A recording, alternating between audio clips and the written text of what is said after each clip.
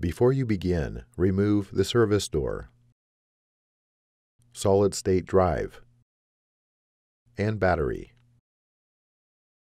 Removal.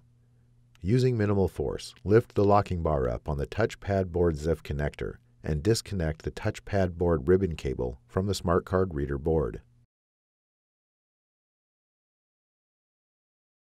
Peel back the retention tape, use minimal force to lift the locking bar up on the NFC antenna ZIF connector, and disconnect the NFC antenna cable from the NFC board.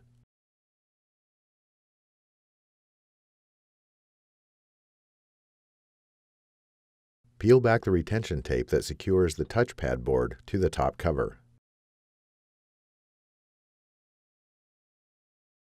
Remove the two 3mm P1 Phillips head screws that secure the aux wireless antenna transceiver to the top cover.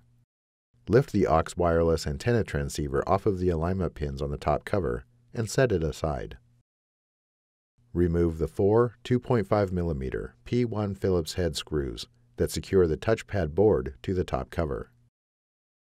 Lift the touchpad board off of the alignment pins on the top cover and remove. Reverse this procedure to install the touchpad board.